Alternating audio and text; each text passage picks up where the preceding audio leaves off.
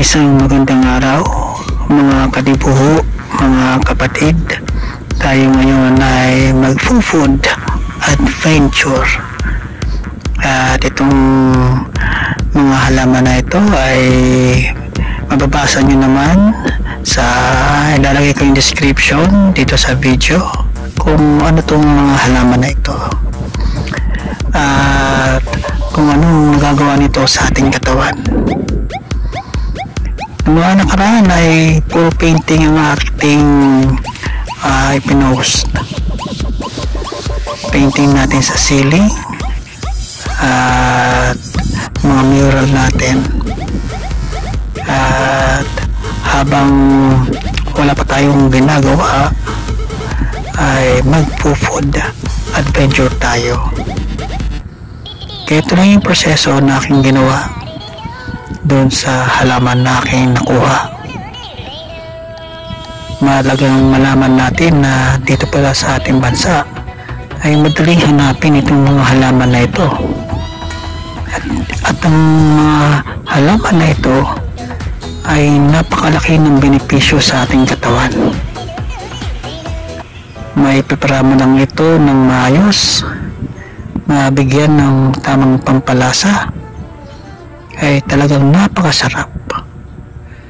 At hindi lang yun, magbibigay pa ito ng sustansya at lakas sa ating pangangatawan.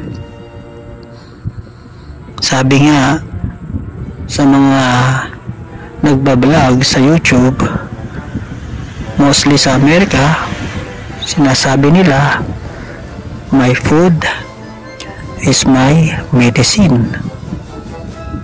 Marami ng mga banyaga ang gumagawa nito sapagkat hindi nga naman lahat natutugunan ng mga medical yung mga sakit na dumadapo sa tao na kung minsan ay nagiging sanhi ng pagkamatay.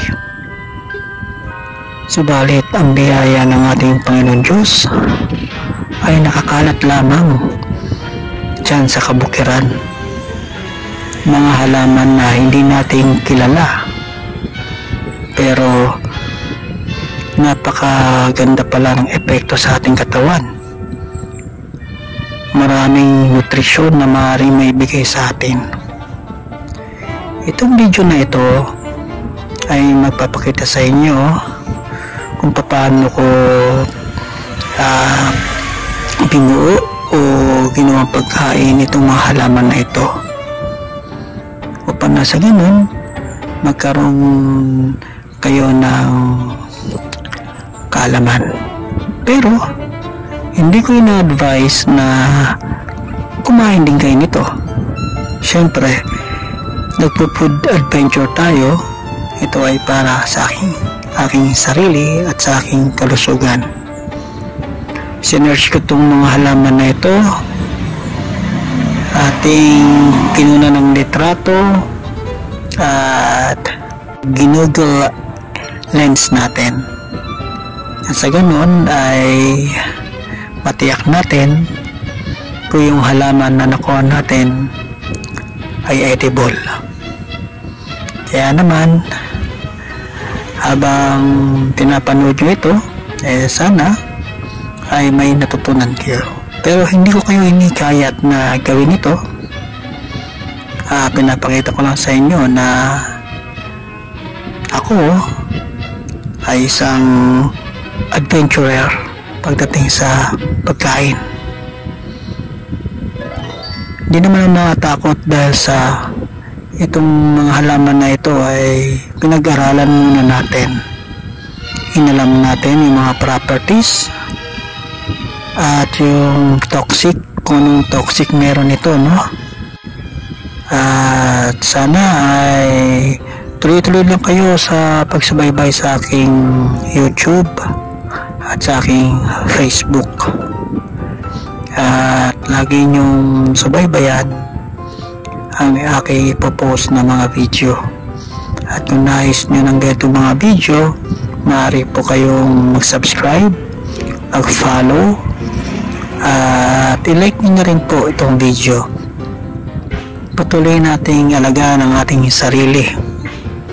Alamin natin yung mga bagay na makakabuti sa atin. Lalo na ngayon, ang mahal na mga bilihin.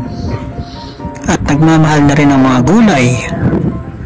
Dapat alam natin yung mga alternatibong mga halaman na makapagbibigay sa atin na sustansya.